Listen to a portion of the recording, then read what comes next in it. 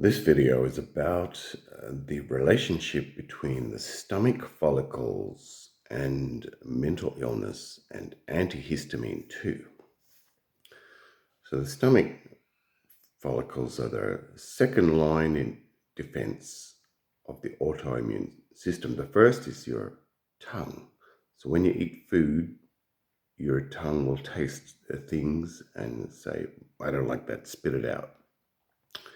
It will produce stress chemicals to tell you this is bad, or reward chemicals that make you feel happy to say, oh yeah, I like this is delicious. And then it goes into the stomach, and the food then goes onto these follicles in the bottom of your stomach, and they are little soldiers that analyze the food and say, this food has nutrients, and this food has toxins. I'm going to work out how to put the nutrients into the body and remove the toxins. And if the food has too much toxins, it will just flush everything out of the body. And if it decides it has enough nutrients, it will produce chemicals that counterbalance the inflammation caused by the toxins. And this chemical is called antihistamine number 2. So these follicles' purpose is to produce anti-inflammatories that keep the inflammation down in your body. And when the inflammation is down, you don't produce stress chemicals. And the less inflammation and the more nutrients you have, you produce reward chemicals, such as dopamine and oxytocin, etc., that make you feel happy. So these follicles are very sensitive and they can die very easily. And the thing that causes them to die most is alcohol. The second thing is sugar, and then the third thing is gluten. So by having alcohol, gluten, and sugar in your diet, you're killing these follicles that produce antihistamine 2 and that reduce inflammation. And as you get older and older, it becomes more and more difficult for these follicles to produce antihistamine 2, and the result is autoimmune disease like diabetes and arthritis and Alzheimer's and all of these kind of problems. So it's a very good idea at a young age to learn not to have gluten, sugar, or alcohol or other such toxins. Another one is called lectins, which is found in starch foods like bread, rice, and potatoes. So by eliminating all of these things from your diet, you're going to reduce the death of these follicles in your stomach, which produce antihistamine 2. Now, if you're an alcoholic or a drug addict, or you've eaten lots of gluten and sugar for a long time, it's too late. You've already killed these, and you're probably suffering autoimmune disease and mental illness. And that's okay. We can solve that problem. Now, what happens is all of the toxins go through your body and into your kidney. So your kidney is the most likely to become inflamed. So it stores antihistamine 2. It cannot put it into the system like your stomach follicles can. It utilizes it for itself. So all mammals have antihistamine 2 stored in their kidney. So if you eat kidney, you're putting antihistamine 2 into your stomach, and you're doing the same job that these follicles do in reducing inflammation.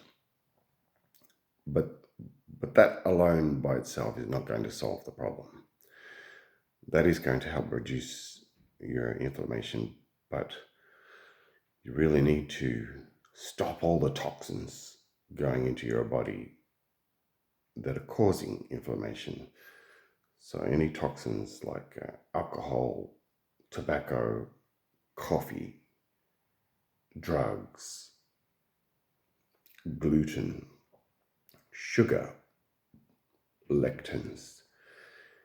If you take all of these out of your diet, you're going to reduce the amount of inflammation and stress or stress chemicals that are happening in your body. And then by eating kidney, you're going to have the antihistamine 2 to reduce inflammation and create a more healthy environment. Now, the consequences of these follicles dying is the follicles also allow the nutrients into your body. So if the follicles are not doing this job, you become malnourished. So one of the symptoms of this is chronic fatigue syndrome. If you have chronic fatigue syndrome, it's an indication that you're not getting enough nutrients. So you really need to do all of these steps that I said. And once your body has reduced the inflammation, it will allow the nutrients, the good parts of the food, to enter your body and absorb into the cells. And you feel healthy and you have energy and you're not tired anymore. So when your body is inflamed, you're producing stress chemicals, and these stress chemicals on the brain eventually cause mental illness. So depression is basically your brain saying, stop, please stop, whatever you're doing, just stop. I need you to stop eating, I need you to sleep, I just want to lay down and rest. And if you don't do this, then your brain starts telling you, you know what, I want you to die because this is horrible. I just feel so stressed and I feel so malnutritioned and I'm so tired that the only way to make you stop punishing me with these toxins is for you to die. And so this voice in your head is then, it's your autoimmune system attacking itself. The voice in your head is literally your immune system attacking your consciousness.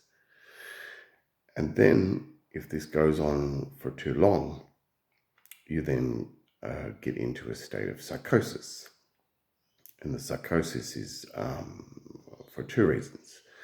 One is the stress has interrupted your sleep and stopped the production of melatonin. And melatonin is a very important chemical for healing your body. And it happens while you're asleep, and while you're sleeping, you're dreaming. And so you have lack of sleep. You might be laying down and closing your eyes, but you're not really sleeping. And then what happens is you get so tired that you actually start to dream while you're awake, and you hallucinate things, you hear voices, you can see things, you misinterpret what people say.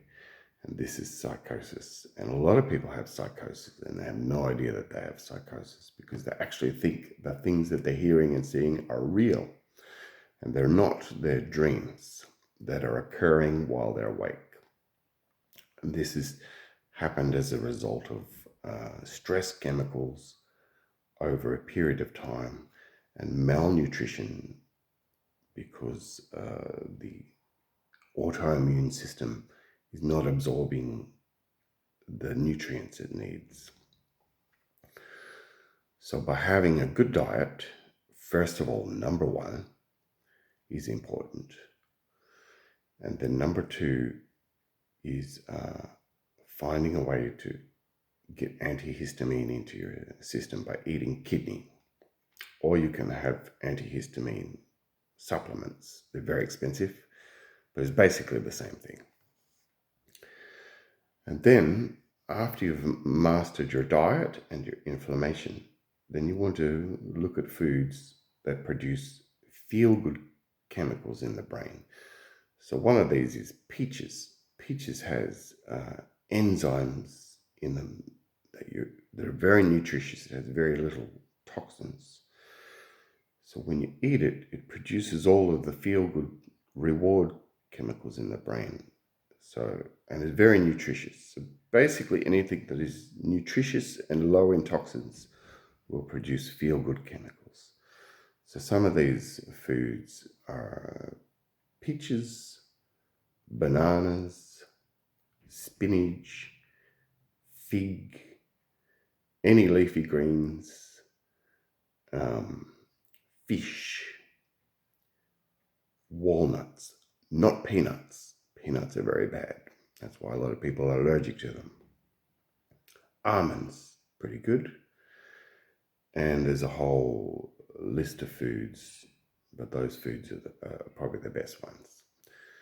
So if you include these foods in your diet, they're going to produce chemicals that make you feel good.